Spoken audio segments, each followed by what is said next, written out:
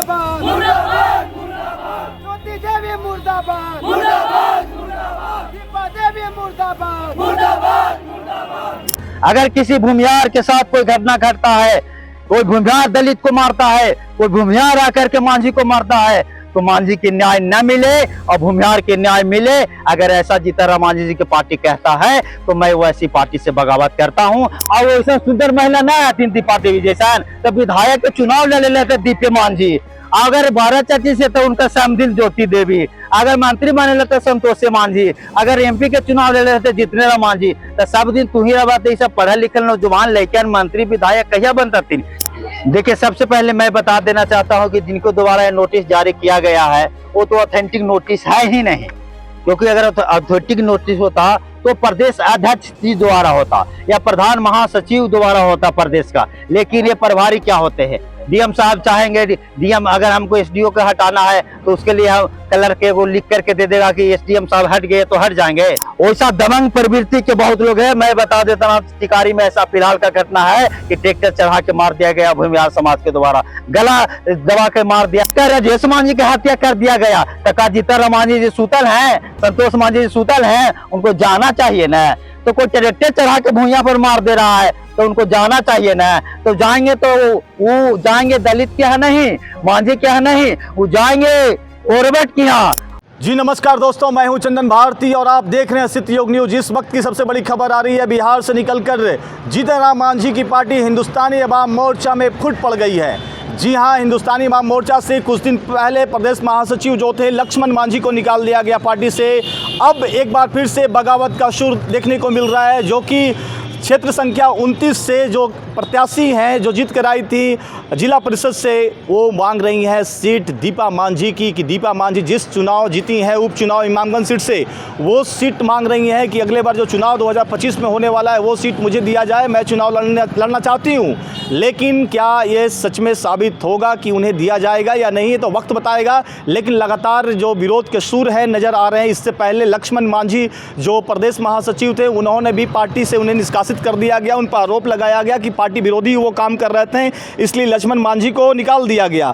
अब पार्वती देवी जो है वो मांग रही हैं, पार्वती देवी क्षेत्र संख्या 29 के सदस्य हैं। पार्वती देवी ने प्रेस वार्ता कर पार्टी नेतृत्व को खुली चुनौती दी है। उन्होंने साफ कहा अगर उन्हें आगामी विधानसभा चुनाव में टिकट नहीं मिलता है तो दीपा मांझी के विरोध में चुनाव लड़ेंगे। दीपा मांझी जो कि वर्तमान में विधायक हैं इमामगंज क्षेत्र से, इमामगंज जो क्षेत्र है सुरक्षित सीट है और यहाँ से जीतनराम मांझी की बहू दीपा मांझी वर्तमान में विधायक हैं। और वहीं पर लक्ष्मण मांझी आरोप लगा रहे हैं कि ये दामाद बेटा बहू की पार्टी बनकर रह गई है, इसमें कार्यकर्ताओं की कोई तरजीह नहीं दी जा रही है। अब देखिए क्या होगा। पार्वती देवी ने मोर्चा खोल दिया है, पार्वती देवी की मांग है कि यह सीट उन्हें दिया जाए। बाकी ये प्रेस कॉन्फ्रेंस कर क्या कर रहे हैं सुनते हैं।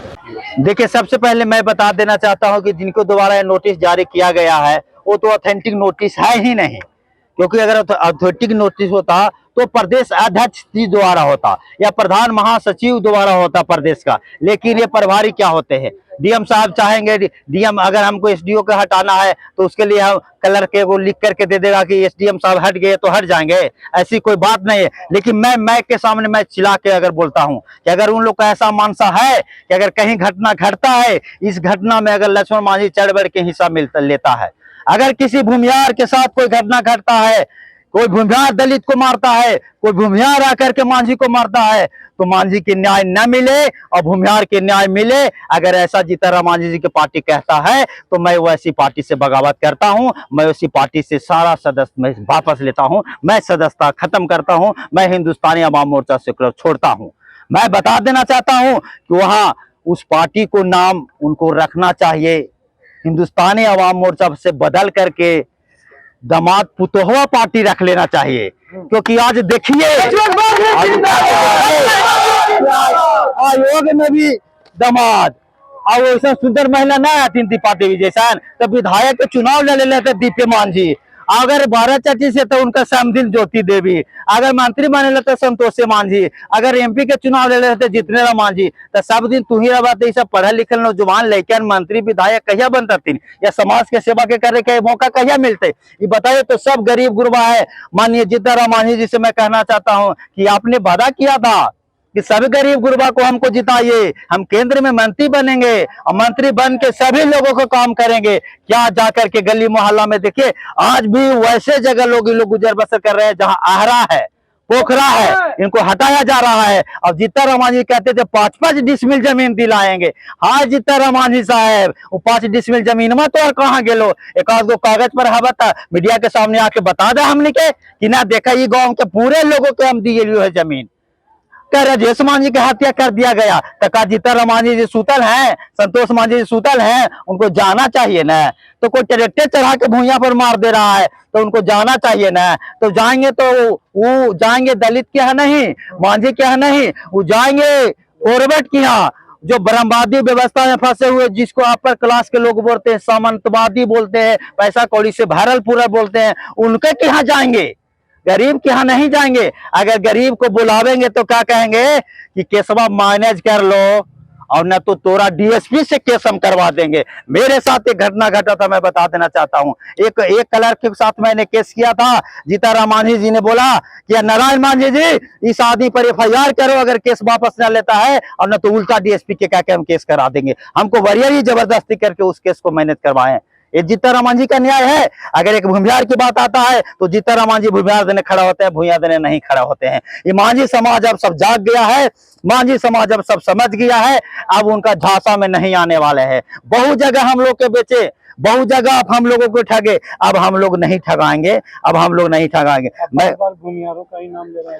वैसा दबंग प्रवृत्ति के बहुत लोग हैं। मैं बता देता हूँ, टिकारी में ऐसा फिलहाल का घटना है कि ट्रैक्टर चढ़ा के मार दिया गया भूमिहार समाज के द्वारा, गला दबा के मार दिया गया भूमिहार के द्वारा। हमरे साथ एफआईआर करवाया गया भूमिहार के द्वारा। एक एफआईआर चिरैली में मेरे साथ फिर हुआ है भूमिहार के द्वारा। तो मैं किनको नाम लूं, मैं किनको नाम लूं? मैं अनगिनत नाम गिना सकता हूं जिसका मैं एफआईआर दिला सकता हूं। आप लोग मीडिया बंधु हैं, आप बोलते हैं कि एससी एसटी एक्ट करके, एससी एसटी एक्ट तो भाई झूठों के फंसाता है, उसको देखिए तो कोई भी केस अंतिम पुदान तक क्यों न जाता है। तो इसका कारण डोर टू डोर हम लोग को नेता जो बैठल हैं वो जे है, हम लोग के सपोर्ट न करने के बदले जाते हैं और कहते हैं कि हे बाबू मैनेज करे ना तो तोरे पर केस करा दे भाव। इसीलिए केसवा मैनेज हो जाता है और सारा जगह जाके रिकॉर्ड में बनता है कि एससी एसटी एक्ट तो खराब है। तो खराब न रहेगा भैया, ओकर केसवा लड़े देवे न कर रहा है, तू मैनेज बीच में करा दे है।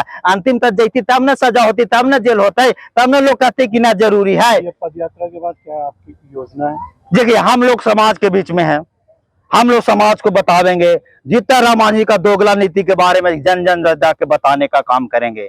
अभी आपको हजारों हजार की संख्या में आकर के हिंदुस्तानी अवाम मोर्चा सेकुलर से पार्टी छोड़ा है मेरे साथ, और लाखों चुनाव के आने के पहले पहले मैं बता देना चाहता हूं आप लोग के माध्यम से कि लाखों लाख लोग इस पार्टी से रिजाइन करेंगे और छोड़ेंगे, और उनका परिवार जहां जहां चुनाव लड़ेगा वहां वहां मांझी समाज हराने का काम करेगा। चुनाव आते आते आप बदल गई है। हम देखिए जब से पार्टी बनी थी, जब से उसमें तन मन धन लगा करके काम कर रहे थे। जो चुनाव होता था मैं अपना सक्षम के बदौलत, अपने कार्यशैली के बदौलत अपना मदद करते थे। इसलिए मदद करते थे कि मांझी जी को चरित्र हम नहीं समझ पाए थे, संतोष मांझी जी के चरित्र नहीं समझ पाए थे। थोड़ा समझने में तो देरी लगता है ना, तो मैं अब पूरी तरह से समझ गया हूं कि उनका चरित्र और मांझी के समझ उनका सोच क्या है। आप जाकर देखिएगा, उनको पीए से लेके ऊपरे तक एक भी मांझी समाज के नहीं मिलेंगे। अगर एक आध गो मांझी समाज के होंगे तो उनका परिवार होंगे।